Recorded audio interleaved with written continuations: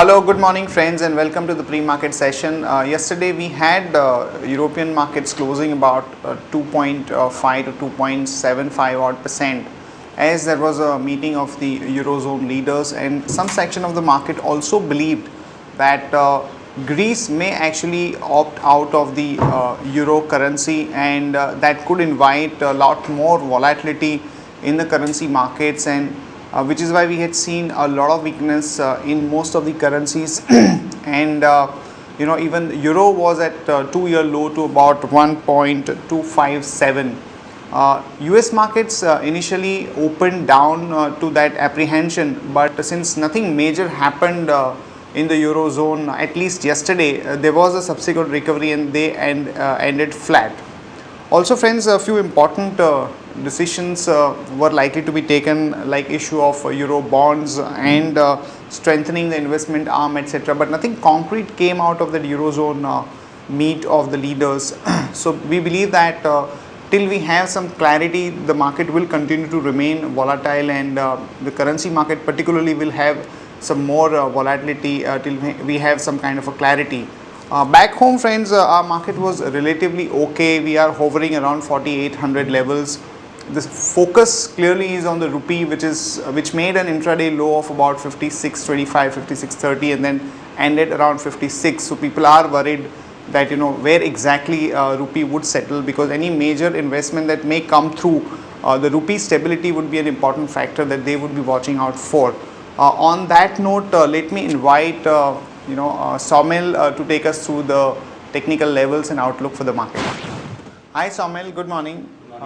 We've seen some kind of a volatility in our markets, but 4800 is proving to be an important support, and last time around also we had seen that 4780 or thereabouts, so we had seen some kind of support. So do you think that that support still holds and one could really pull for a pullback? Absolutely. We are expecting a pullback. Since last a week almost we are expecting a pullback, but we're just trading in a range that is between 4950 and 4800. 4800 remains a very crucial support, and I'll be expecting a good bounce back till 20 daily moving average, which will be around 5020, which is trading right now at those levels. But it might just, if we trade a range bound for next 2-3 days, then it just can shift down to 5000 levels, but 5020 remains a very crucial resistance, and from those levels I'll be expecting markets to head down again. In the very short term, this is the range we are looking for, and the higher end remains at 4970, 4950, and if we go above that, then 5020 would be another support, which is on the daily charts. On the daily charts, this is the channel. This is a small channel on the daily charts, and we have taken support at the lower end of this channel, and I'll be expecting this a small pullback till 20 daily moving average. The momentum indicator on the daily charts are on the buy side, which is a positive sign for in the short term. And in the on the hourly charts, the momentum indicator is still in the sell side, but as soon as we start forming higher tops, high bottom, the momentum indicator would turn and balance out with the daily momentum indicator. So overall, in the short term, bias remains positive for a small pullback, nothing much till 5020 levels in next coming 2 or 3 weeks. And in the medium term, the bias remains negative for a target of first target of 4700 and then 4500 and then below that, in fact. So for traders, buy right now for a target of 5020, and that would be. What should be the stop loss in case somebody wants to play for a pullback, as you're saying that it might happen around maybe 5020?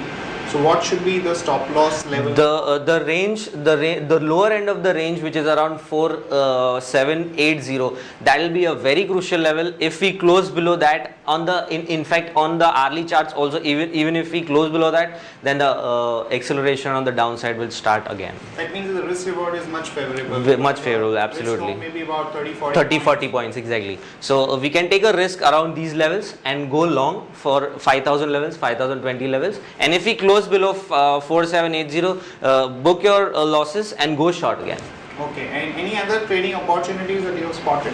Absolutely.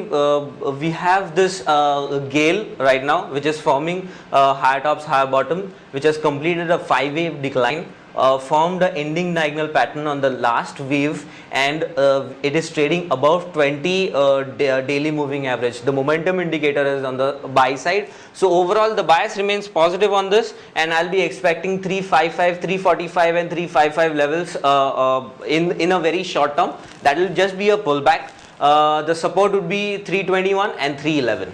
Okay. Any other stock? Also, if you had a look at some of the oil marketing companies like HPCL, BPCL, and IOC, because we've seen this steep hike in the petrol price to about 7.5 per liter. So we are expecting some gap up in those counters. So in case you have any buyers or levels. I have had a look at HPCL very specifically because it was forming a consolidation pattern, and that consolidation pattern is expected to break on the upside with a gap. So it remains positive, and I'll be expecting at least minimum 7 to 8% in the short term on the upside. But overall, on the very big picture, on the medium term picture, there's a very big head and shoulder pattern forming on the weekly charts. So need to be very cautious if you are trading a positional call or for a 2 months or a 3 months call. Okay. Any other stock?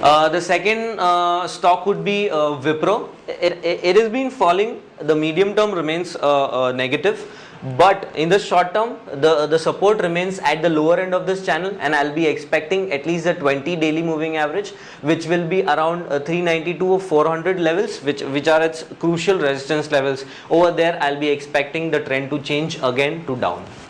Also friends, since the rupee has been falling, some of these companies which would benefit from the fall in the rupee, like IT stocks, this could also fit into that kind of a theme.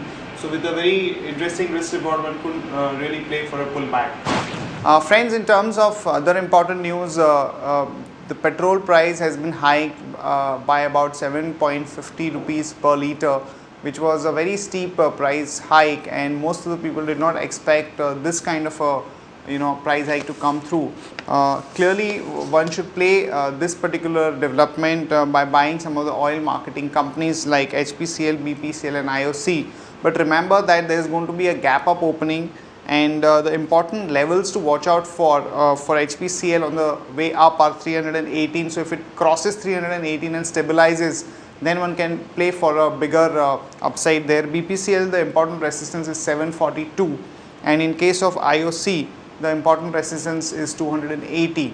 So when the stock gaps up, one should keep in mind these resistance levels, and only either above that, or if we have enough space between the opening price and the resistance, then one could really play for an upside. Also friends, because of this particular move, the Maruti stock, which has 65% of its product portfolio coming from the petrol vehicles, could also have some kind of a negative repercussions, and yesterday we had seen the stock weakening a bit. It might remain a bit soft today also.